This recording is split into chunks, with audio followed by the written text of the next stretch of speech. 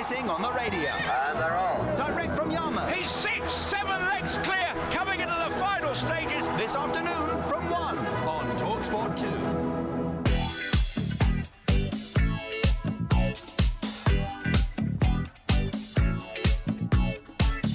We were asking you earlier on which one of our guests today is potentially Corgi registered. We decided it wasn't David Hay, the former world champion boxer, but we're guessing our next guest could be. Shaunagh Brown has joined us in the studio with MurWalls' Mark Silver, a former England international rugby player, hammer thrower as well. Hi, Shaunagh. Hello. So I wasn't Corgi registered. That's old school. I was Gas Safe registered. Oh, Gas Safe registered. The new school lot. It's always. But the thing is, what happened to Corgi? Whatever happened to Corgi? What happened to him? I've no idea. I hope he wasn't put down. Probably. Is it safe though if you did do people's homes and stuff? Yeah, because it's It's gas safe. All they've done is safe. See, if you came around, Shaunagh, and said I'm gas safe, I'd rather you say I'm Corgi registered because I'm buying that all day. Fantastic. So yeah, you've done some really interesting stuff, which we'll come on to. But Mark's with you from MurWalls. We've been talking to different people, Jamie Carragher, etc., who've got their own murals around the country, and you've got yours, despite being an England rugby player, at the Oval, on the side of the Kia Oval, because that's where you were brought up, isn't it, round that way? Yeah, so at the Oval, right in front of a bus stop, and right where everyone can see it, which just sums me up, really. Just want to be centre of attention. So how did it come about, Mark? Well, that was our second. That's Shaunagh's second mural. So she's a bit greedy, really. Oh, wow. The first one we done was at Twickenham. So on the west stand, you've got the lift shafts, and we've got 3 of the England rugby players, which we've just updated ahead of the World Cup. And then on the left side, you've got the red roses. Shaunagh was one of the players on there, and she just happened to be there the day that we were finishing it, and sort of saw it, came along, and then we've just stayed in touch ever since. And then when the Women's World Cup was about to take place, the plan was that to announce the squad, we were going to go around the country and paint murals in the hometowns of all these different players. And Shaunagh was one of the 3 that it was narrowed down to. And coming from Kennington, thought it made perfect sense to do it on the Oval. It's celebrating sport, right? Brilliant. Yeah. Shaunagh asked a question that I think a lot of people asked in the little video we both watched, Paul and I. How do you do this with a spray can? It's a good question, isn't it? Because you look at it and go, how? Yeah, where do you even start? Yeah. We love the fact that people are confused how it happens. I mean, obviously you're seeing it every day, so we know how it happens. But it's very talented people in our team, for one, and then there's just different processes on how that's kind of marked up on the wall. So there's a design first. Is that the idea? Yeah. So there's different ways of doing it. One of them is to project on the wall, draw the outline, and then fill it in, colour it in later. Another way is to work grids. So when I was at school and you wanted to draw a picture, we used to have a picture and you'd draw lines down and across, and you'd work square by square. And that's the way that some of their people work. Right, yeah. But the one that's really crazy that everyone confused by is this thing called a doodle grid, which is essentially the same process as that. But what you do is you just throw loads of letters and numbers up on the wall. Doesn't mean anything. People think it does, but basically we use that as a grid. So we then make the image transparent, and we know that the ear comes around where the letter V is and stuff like that. But yeah, people think it's Morse code for something. And we once got told, we started doing one for Elton John in Watford, and someone came along and watched us just with all them letters and numbers on it, and looked at it and said, that's the worst graffiti I've ever seen in my life, and walked off. So we just accepted it. So how long did Shaunagh's one take, the one on the side of the Oval? Did they take long? A couple of days, I think. It was only a couple of days. As I said to you earlier, Shaunagh knew about it before she was meant to, because she had a lot of friends going, why is your face on the side of the Oval? Albeit it wasn't quite finished, so she had a lot of people sending her pictures, and she's like, oh, you made me really ugly. But ultimately, I think he was very happy with the end result. Yeah, like Mark said, I was getting it before it was finished, and then I told him, I said, oh, are you a bit busy at the Oval today in the next few days? He went, oh no, you've seen it. Don't judge it as it's not finished. It doesn't look anything like it's supposed to until it's actually finished.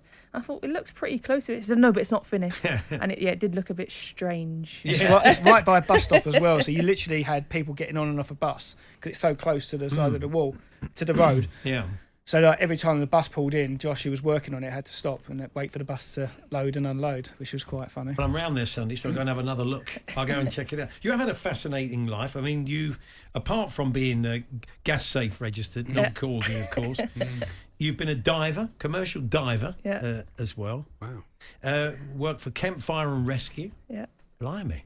Yeah. So lots of interesting, different stuff, and of course played professional rugby. yeah, that's just you the played end. in one of the best women's games of all time. I remember it being on. It was a Sunday morning, wasn't it? And the World Cup final. Yeah, you watched it and you were caught up in it. It was so close. It was emotional, and even like you say, coming home, I had people telling me, oh, why did you do that? I'm like, what are you talking about? He goes, you made me late for work. And I'm like, what have I done? I said, you lot were playing so well. I intended to just watch the first half and then go off to work afterwards.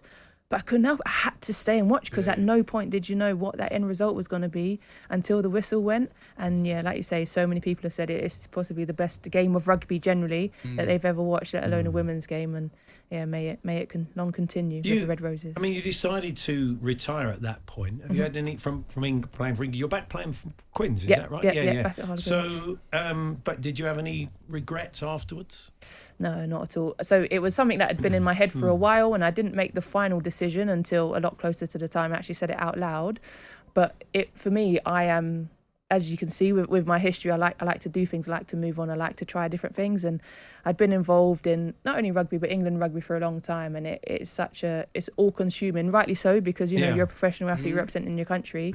But I just get to a stage in my life where I just like to move on, and so I'm happy it was completely my decision, and so many players were buzzing for me because it was my decision. It wasn't because I got hurt, it wasn't because I didn't get a contract renewal, it wasn't because I stopped getting selected.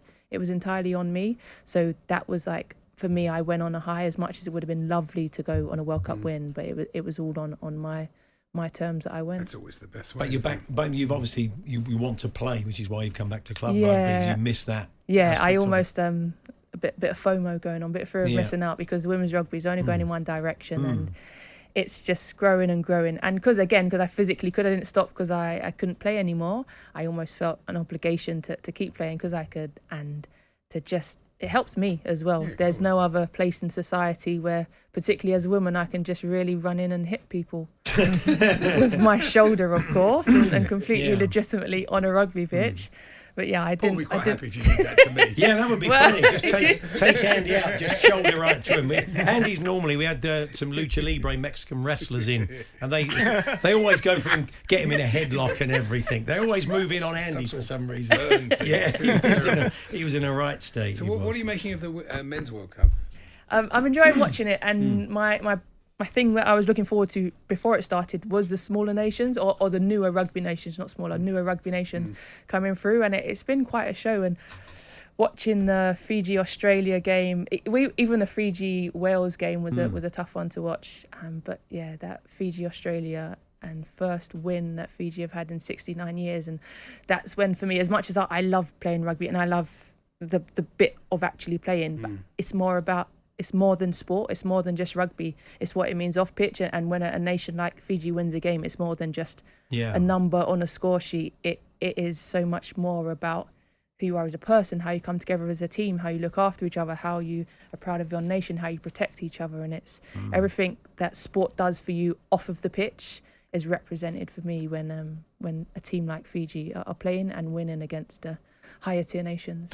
We saw Lawrence Delalio yesterday, and we said to him about the Joe Marler's line. He said, we're not playing the most expansive game, but we'll just win ugly like they did in 2003. And he slightly raised an eyebrow to that. But I mean, it's not been the greatest to watch. But are you of the mind that a win's a win? That's all that matters at the moment. In a World Cup, a win is a win, no matter what. A win is a win. Early stages, and like people saying, it was a George Ford masterclass, and it was a great win. For me, that first win against Argentina wasn't fantastic, more because they didn't score a try, and you can't win a World Cup or think about winning a World Cup if you're not scoring tries, number one. But then this week against Japan, it was a lot more. They just looked happier. There was just a lot more going on. There was a lot more movement. There was a lot more running onto the ball, no static. And sometimes you'd look at the pitch and just see them just stood there in a shape, because that's what the game plan says. But I think, on Sunday it was a lot more, let's play and enjoy ourselves, and that's when you get the best form of rugby, as we saw on Sunday. The pressure's off a bit as well, because going into the pool tournament, stage, you thought they were going to lose every game. Win anything. And they could play Fiji, of course, couldn't they? In the quarterfinals, which would be something else. And then who am I going to support? Yeah, that's right. You've had a lovely gig recently. You said it was incredibly hard work, but you're in the Cayman Islands coaching, weren't you? What a nice job that was. No, it was tough. It was 6 days a week working, some sometimes laughs when you 7 say days. that. Yeah. I was tired of sleeping all the time.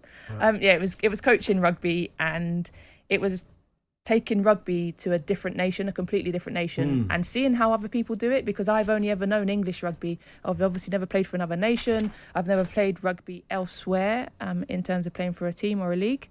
So it was good to see how other people do it, but also how much and how progressive England and English rugby is for women, and how much they can learn from us, and what I could take to them to encourage the growth of their women and girls game in the Cayman Islands. And it's exponential. And while I was there, so I was there for 4 months, and we would train with the under-18s every Saturday, and every week there was at least 2 new girls would come along, and some days we'd have 35, 40 girls to train in. And on an island that the population of 72,000, I just think you could fill Twickenham, still have a lot of seats left.